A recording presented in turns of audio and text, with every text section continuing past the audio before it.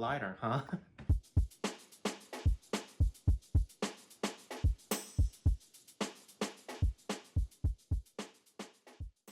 Hello, my name is Eric and welcome to my final project video for ENME435 remote sensing taught by Professor Stephen Mitchell. In this video, I'll be guiding you through the development and deployment of a custom-built LiDAR system from the initial design to data processing and visualization.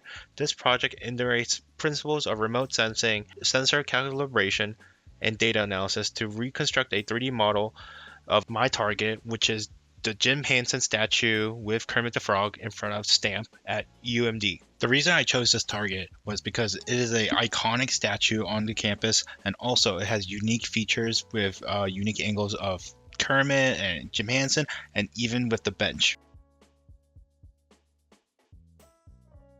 You may ask, what is remote sensing? Remote sensing is a science and technology of collecting information about an object or an environment without making direct physical contact.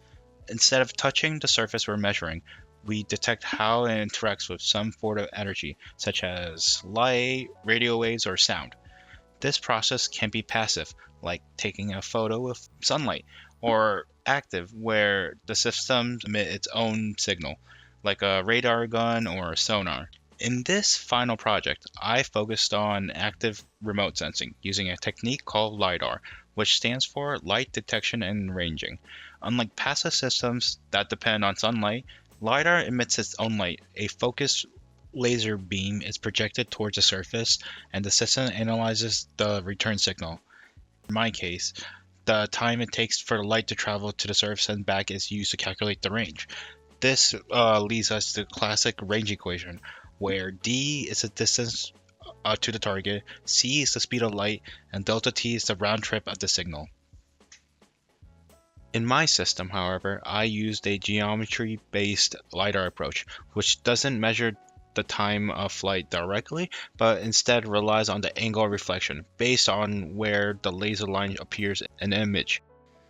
The laser and the Raspberry Pi is separated by a known distance as h, which is 0.3048 meters.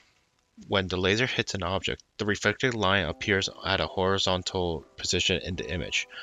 By calculating the pixel's angular offset from the image center, we can use this equation to compute the distance, where PFC is the horizontal offset from the center of the image, RPC is the radians per pixel calibrated from known test images, and RO is the angular correction offset. This is the foundation of the structured light triangulations, allowing to compute 3D range from 2D images. This is my chassis for my LiDAR system.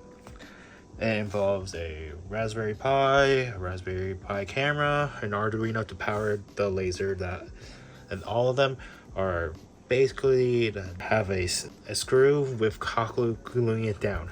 And so I will put this on a tripod.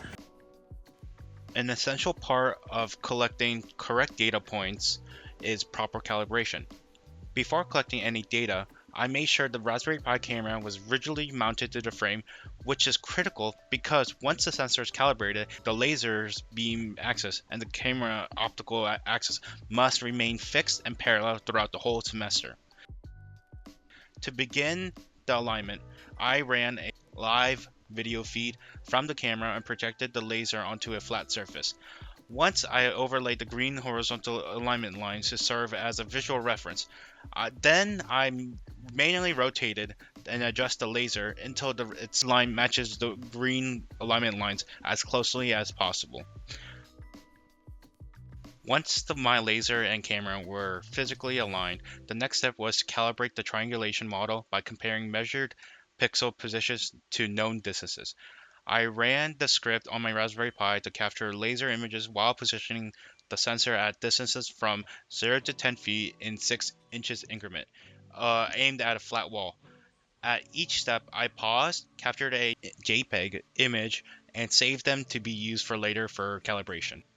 For each image, the script identifies the laser average X position that logs them into a text file, along with the actual distance. It then plots them on a measurement in a red compares them to the expected theoretical curve in blue. I use this plot to fine-tune the values of RPC and RO, the two calibration constants, which converts the pixel position to the angular displacement. By changing the RPC and RO value, by adjusting them, I minimize the error between the measure value and the expected range curves. Once my sensor was calibrated, I began the data collection process. I mounted the system on a tripod and performed a pitch sweep, capturing an image every 3 degrees to scan the object across its entire height. During my first round of data collection, I ran into a problem I didn't expect.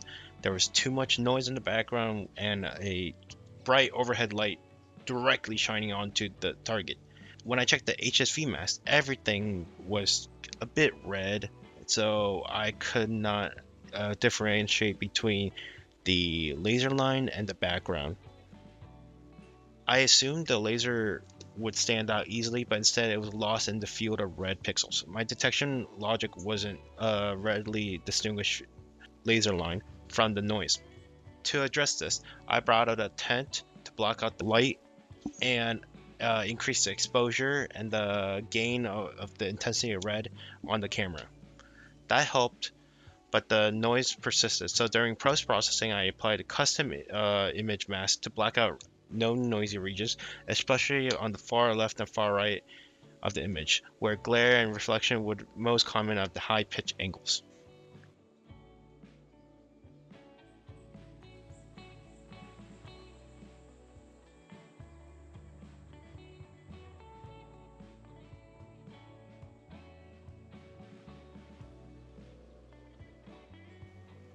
Back on my laptop, I processed each image using a custom Python script built within OpenCV and NumPy. The workflow was as follows. 1. Convert the image to HSV color space and apply a threshold to isolate the red razor line.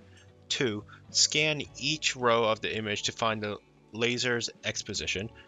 3. Use triangulation to compute the range for each row. 4.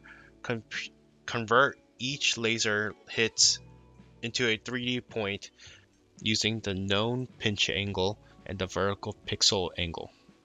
For rows where the laser was not detected, I recorded a placeholder point at 000 to maintain the point cloud structure. The 3D coordinates were written into a text file, and the full point cloud was visualized using Cloud Compare. The result of the depth reconstruction of my environment, where major structural features like the corners or the bench or Kermit or Jim Henson became clearly visible in the point cloud.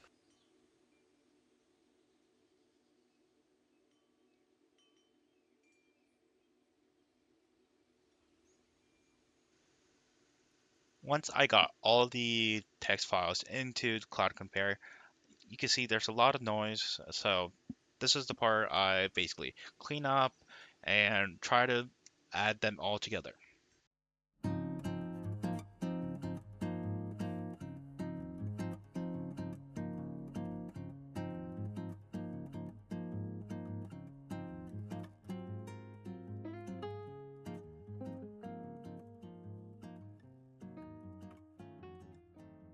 And this is my final scan or 3D scan of Jim Henson and Kermit. And as you can see, it is not the best, but you can see the outline. You can see the legs right here, the right side of the bench with the right side of Jim Henson, his head facing towards Kermit. And you can partly see his arm there with Kermit and the right side of the bench, and you can see there is like where the bench is right there. And so now I'll show you my mesh analysis for my scan. And so yes, now I would do a mesh analysis. And so this is the point array. Then now I do a Poisson's 8.